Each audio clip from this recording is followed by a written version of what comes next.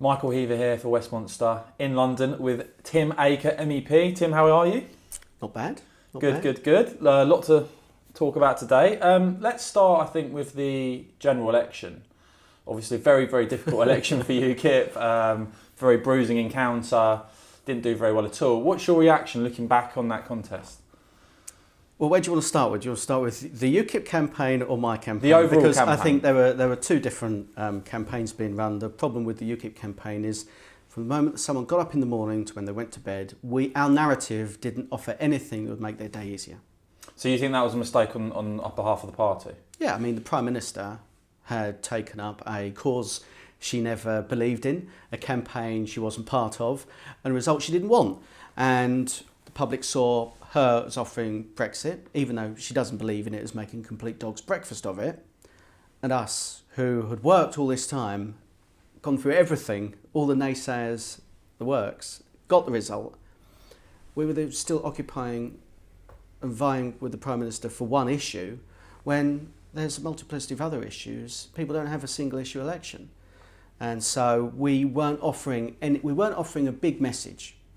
You know, the Tory one was strong and stable. That's all they had to say. Okay, it became a mockery, but she got more votes than Thatcher. Labour, they had a message of we're there to support those who have been worse off by the coalition and the Cameron government's cuts, and the people who were against Brexit. Where was our narrative? We didn't have one, but in Thurrock we did. Well, before we get into Thurrock, what would have, if you'd had your way, what would have been the big UKIP message nationally? What issues, what messages would there have been if you had been in charge of that big national messaging? Who will look after you? In terms of housing? That's in terms of everything. Yeah. Labour Party and the Conservative Party have been in central government and local government, council houses not being built. If any social housing does get built, it goes off to housing associations, completely unaccountable. It's ridiculous. Absolutely ridiculous.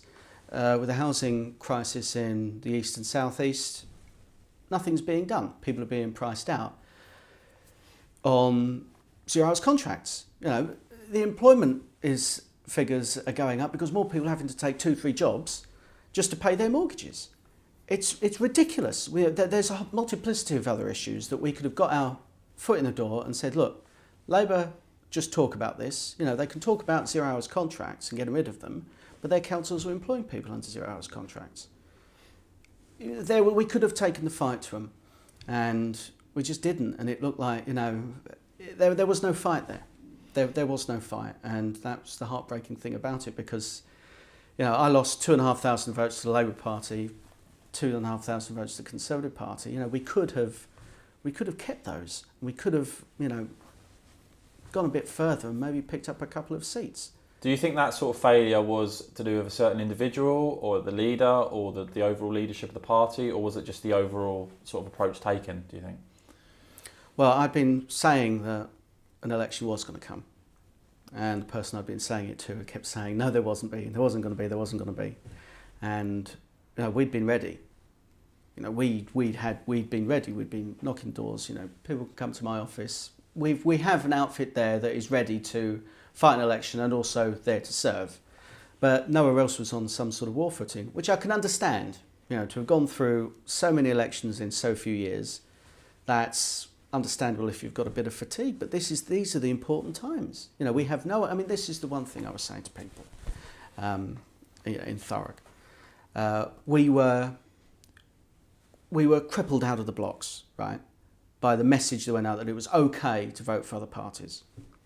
That just meant that I could have just spent the 4 weeks of the election campaign sat at home, because it hurt me out of the blocks. When you look at the result, I could have said to people, no, stick with me. I could literally have held the balance of power in Parliament. I could be, instead of David Davis, it could have been me over there, someone who believed in it from the start. I could have been the one there that could have demanded, never mind £1 billion for Northern Ireland. I could have said, well, you're going to give me maybe not £1 billion for Thurrock, but a damn sight more than we're getting. The Thames Crossing, I could have said, you are not having the Thames Crossing. You're going to put it somewhere else. But we made it acceptable to vote for other parties, and this has been going on for far too long. And because we pigeonholed ourselves in as being single issue, because we made it all right to vote for other parties, and because we didn't have an overall narrative, is it any wonder that we got a drubbing elsewhere? Because there was no narrative reason to vote UKIP. What was your feeling on the decision to stand down in a number of seats? I mean, I believe in the end it was several hundred seats, I think, that UKIP didn't stand in. Do you think that was a mistake? Lunacy. But mistakes are easily made. Mistake is, leaving the iron on when you go make a cup of tea. This was a catastrophic, party-killing catastrophe. I nearly said mistake there. It's not a mistake. It was a disaster, an absolute disaster. However, there is the shining light. And I always say to people, look at Alan Hosker up in Lancashire. In the bad years, we won a county council seat in Lancashire. Didn't win them in the good years, but he won it by doing the graft, knocking on the doors, sorting the small things. You sort people's small things, they'll agree with you on the big things. So that's the example. That's the example. But saying it's okay to vote for other parties and the county council wipeout. I'm a district councillor, and people thought I'd lost my seat.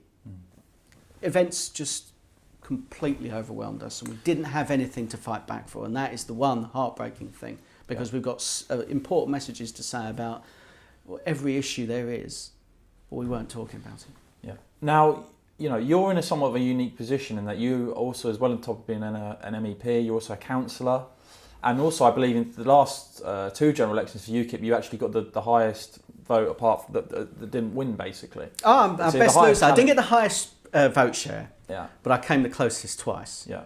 Which, if I'd have got close, by close the second time, for people that don't know about the Thurrock result, what's wrong with you?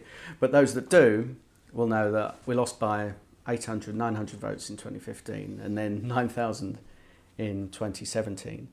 But I'm more gratified by the second result because I know those 10,000, 1,112 votes were for me and the job me and my team have been doing in Thurrock. Yeah. And, if those 10,000 people come out for us next year, the UKIP group runs Thurrock Council. Yeah, so let's get into that. I mean, you've done very well comparatively in the 2017 election compared to pretty much any other constituency for UKIP in the country. You've also got a strong council group. Can you tell people a bit more about what you're doing in Thurrock, where you're having success, how things are going on the council? Well, dealing with a Conservative council is one thing, but then there's dealing with some of the officer class in it as well, which has been notoriously difficult. Here's an example. For Merchant Navy Day last year, we put up flags with a local military charity to mark Merchant Navy Day. It was at Tilbury Civic Square. And people were saying, they're going to be ripped down, they're going to be defaced and so on. They weren't touched. And I was there when it was going. It was fantastic, absolutely fantastic. Cars were stopping, asking us what was going on and so forth. And then we get calls and emails saying, well, where's my flags? Where's my flags? Where's the flags in Aveley? Where's the flags in Stifford Clays? So I had a chat with the guys at the charity, and we, again, from the lamppost, put up more flags across the borough. And then the powers that be didn't like it. And so one Friday afternoon, my press officer called me and told me that the council had got in contact saying the flags would come down first thing Monday morning. So 5 a.m. Monday morning, they were there working all day, all through the night, and the next morning taking these flags down. Now compare that with another case I had to deal with. This family come for help. They'd been to everyone. They'd been to the leader of the council, the previous leader of the council, been to loads of other councillors, and they were sleeping on a mattress in their living room because there was a leak in their bedroom and it was eating away the whole of their bedroom ceiling. For 3 years, they had to sleep on that mattress in their living room. Compare that. Friday afternoon, notice goes out, these flags, the flags of our country are coming down. 5 a.m. Monday morning, they're up there on the cherry pickers, ripping them down. Someone who pays their rates, pays their council tax, pays their rent, has to live for 3 years on a mattress, nothing is done. That is what we're up against. That is how difficult it is. And by God, they are terrified that we are within one seat or one vote because we lost out by 1 vote last time, becoming the largest party. 1 vote in 1 seat away from being the largest party and running that council. Because by God, if we get in, there are going to be changes afoot. And next year you've got that opportunity, of course, I believe, Thurrock, there are elections next year. So UKIP, UKIP could potentially... How many councils have you got there at the moment on that council? 17. You've got 17, and you'd need to go up to how many to win the council? We don't know. I mean, the surge in the Labour vote. Yeah. It was just I carried Averley. We were carrying Tilbury, but we were finding it difficult in other areas which we would consider safe. So the elections created whole new likely outcomes. Who lost votes to who? I was getting people that were saying, "Oh, we're with you in the general election. We'll vote something in locals," and then twice as many saying, "Oh no, we're with someone else for the general election, but with the local elections, we're always with you." So we'll carry on doing what we do. We'll carry on being open for business. We'll carry on listening to people and helping and knocking on the doors. And regardless of how the national picture goes, we will carry on doing what we do. Just back to your role sort of as an MEP, what do you make of the current Brexit negotiations going on between Brussels, the EU, David Davis, Michel Barnier and all the rest of it? A completely expected shambles. In what way? To the millions who voted Conservative because they were Brexit, well, they don't play the horses. You judge a horse by its form, don't you? And when you've got a bunch of Remainers or part-time patriots turn up to say, "No, trust us with Brexit, trust us with Brexit," well, you're going to get a complete disaster. They never believed in it, which is why we will end up paying a massive bill, which is why it's What do you think the bill will be? Don't know. We will pay something. What do you think it should be? Nothing. In fact, they owe us money. They owe us money. I was meeting with a port in my constituency today, and we were discussing ways to get grants for that port, because that port is increasing its trade globally. Of course, should I use the media's phrase, despite Brexit, it's increasing its trade all over the world. You're getting multinational companies coming in, taking up residency in a logistics park, creating hundreds of jobs for local people. Of course, I'll be happy if there weren't any 0 hours contracts they were offering, but that's another thing. The good shouldn't be the enemy of the perfect. But when you've got a bunch of people that threw away an election, that don't believe in what they're talking about, it's going to be a mess. But I've got to ask the people who stuck by them, and this is going back to talk about the election. The election became, I'm voting red because the Blues are awful. I'm voting blue because the Reds are awful. And did people run across minefields and get shot at so that our politics could be debased to that? We did things. We did this in UKIP. We did this in the coalition of genuine Brexit organisations, a Freedom Association, Bruce Group, you name it, that had been out from the beginning.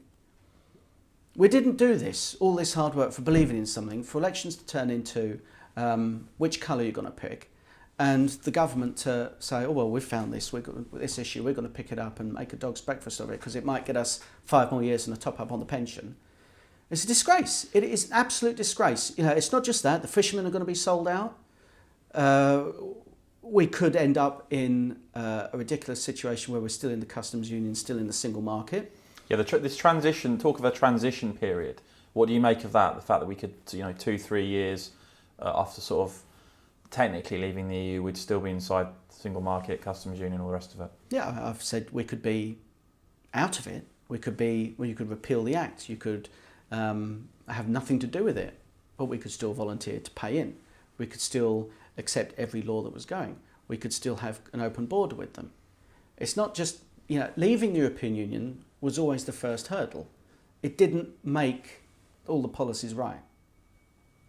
It's still a case where you have to have the right people in power to, get the immigration down, to sort out the finances.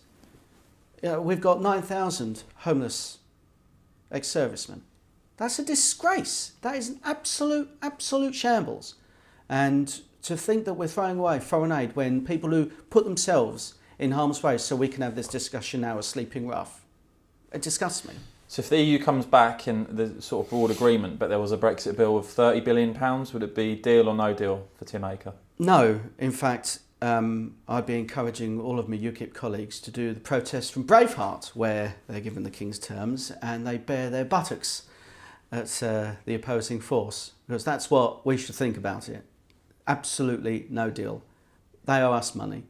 I'll be happy to pay them nothing and just walk away, but it's been going on now for nearly a year and a half, and they're just dragging it on. They're dragging it on and making the country look like a laughingstock. You know, they're meant to be strong and stable. Well, then say we are your biggest customer. This is all smoke and mirrors. You can say what you like to the European press. We can say what we like, but you know, we actually mean it now. These are our demands. Take them or leave them, because the only ones that they'll have to explain themselves to is the German car market. It's the wine market. It's that which needs us. They need us. And if we were to say, sorry guys, they'll blink first. Just finally, looking ahead, obviously there's a UKIP leadership contest. Oh, don't remind me. Can you just tell everyone, I mean, who are you endorsing and why, really? Well, I'm backing Peter Whittle. Peter is our deputy. He's the leader of the London Assembly Group. He's tried and tested. He's a fundraiser. He's run an organisation before. He is the one that will steady the ship. And that means sorting out the organisational catastrophe by telling people, you know, we're a political party. It's not good to vote for anyone else. You want to vote for UKIP. Those basic things he's going to get right. But also, we need someone who is elected. I can't believe for the life of me that we're going to say to the British public that UKIP doesn't have anyone that's elected that's fit to lead it. I despair. I think it's ridiculous that some of the candidates, for what they've said, have been able to get through. Considering, how can you have a candidate, right, that the party can say is not fit to be your MP, but then is fit to lead UKIP? Is it any wonder we're on 1%? Good times ahead, perhaps. We'll have to wait and see. Tim Aker, Can't thank get you any very worse. much. Tim Aker, thank you very much.